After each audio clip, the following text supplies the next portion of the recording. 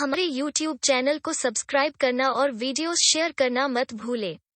sikhcare.com website पर आपका स्वागत है। यहाँ आपको सिख इतिहास से जुड़ी सभी सिख साखियाँ मिलेगी। हम आपका तहे दिल से स्वागत करते हैं। चले अब साखी सुनते हैं। भाई गोपाल जी एक सम्मानीय व्यक्ति थे जो गुरु अर्जन देव जी महाराज के समय दौरान एक किराने की दुकान चलाते थे। लोग सुरक्षित रखने के उद्देश्य के साथ उनके पास पैसा जमा करवाया करते थे। एक दिन जमाल खान नाम के व्यक्ति ने भाई गोपाल जी के पास 500 सिक्के जमा करवाए। भाई गोपाल जी इन सिक्कों को अपने बही खाते में लिखना भूल गए और न ही उनको इन सिक्कों को तिजोरी में सुरक्षित रखना ही याद रहा।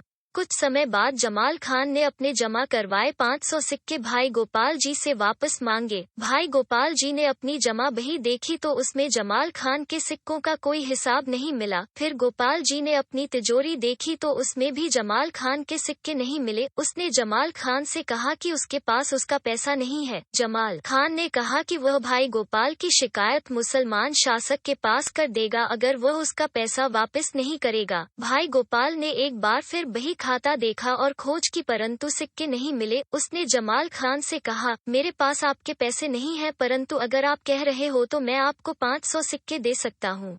जमाल खान बादशाह के पास गया तो उसने गोपाल जी को बुला लिया। बादशाह ने कहा कि भाई गोपाल जी, मैं क्या सुन रहा हूँ। मैं नानक के सिक्कों को जानता हूँ और आप इस तरह का कोई काम नहीं करोगे, परंतु मैं यह भी जानता हूँ कि जमाल खान झूठ नहीं बोल रहा। भाई गोपाल जी ने कहा कि मेरे पास इसका पैसा नहीं है, परंतु अगर आप कहेंगे तो मैं उसको 500 सिक्के दे सकता हूँ। बादशाह को समझ नहीं आया कि न्याय कैसे किया जाए। उसने इसका न्याय ईश्वर पर छोड़ दिया और कहा कि वे एक बड़ी कड़ाही में तेल को गर्म करेंगे और तांबे का एक सिक्का इसमें फेंकेंगे। जो इस सिक्के को बिना जले बाहर निकाल लेगा वही सच्चा होगा। भाई गोपाल जी ने गुरु जी को ध्यान में रख अरदास की। कुछ लोगों की सहायता के लिए कोई व्यक्ति होता है और कुछ लोगों के पास सहायता के लिए दूसरे लोग होते हैं, परंतु मेरे लिए आप मेरे एकमात्र मददगार हो। कृपा करके मेरी मदद करो और मेरी रक्षा कीजिए। भाई गोपाल जी ने अपना हाथ गर्म तेल में डाला और अपने हाथ या बाजू को बिना किसी नुकसान के सिक्का बाहर निकाल लिया।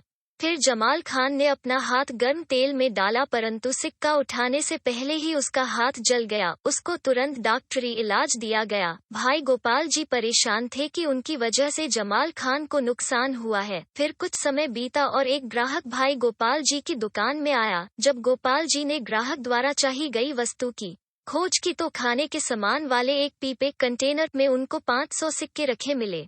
वो तत्काल जमाल खान के घर गया और कहा कि मुझे आपके 500 सिक्के मिल गए हैं। जमाल खान ने यह सिक्के लेने से इनकार कर दिया और कहा कि वह बादशाह के दरबार और गांव वालों के सामने शर्मिंदा हो चुका है, इसलिए यह पैसे भाई गोपाल जी को ही रखने चाहिए। भाई गोपाल जी ने कहा कि यह पैसा उसका नहीं था और उसको गुरु जी द्वारा उन चीजें को रखने की इजाजत नहीं है जो उनकी ना हो। जमाल खान ने इस शर्त पर पैसा स्वीकार करने के लिए सहमति दे दी कि गोपाल जी उसकी मुलाकात गुरु जी के साथ करवाएंगे। भाई गोपाल जी और जमाल खान दोनों गुरु जी के साथ मुलाकात के लिए पहुंचे। तब दीवान चल रहा था और गुरु साहब दीवान बीच विराजमान थे। जैसे ही भाई गोपाल ने गुरु जी को देखा, उनकी आंखों ने गुरु जी के चरण कमलों को अपने आंसुओं से धो दिया। गुरु जी ने भाई गोपाल जी से कहा, भाई गोपाल, तुम गुरु जी के घर में स्वीकार कर लिए गए हो। जमाल खान ने गुरु जी को सवाल किया, मैं और गोपाल दोनों सच्चे थे, परंतु मेरा हाथ तेल ने जला दिया, परंतु उसका नहीं। इसका क्या कारण था?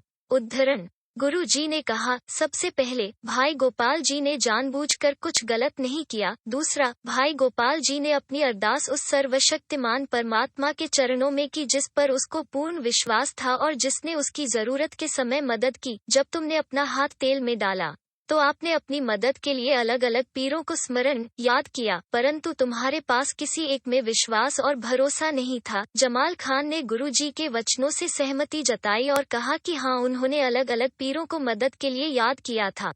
शिक्षा: किसी भी संबंध में प्यार भरोसे के साथ शुरू होता है और श्रद्धा विश्वास के बाद वाहिगुरु, भगवान, अल्लाह, राम, परमात्मा पर भरोसा रखें कि वाहिगुरु हर एक कार्य जो हम कल्पना कर सकते हैं या हमारी कल्पना से भी बाहर है, सांसारिक या रूहानी, कर सकता है। पराई अमानत को जहर के समान मान कर उसे अपने पास नहीं रखना चाहिए।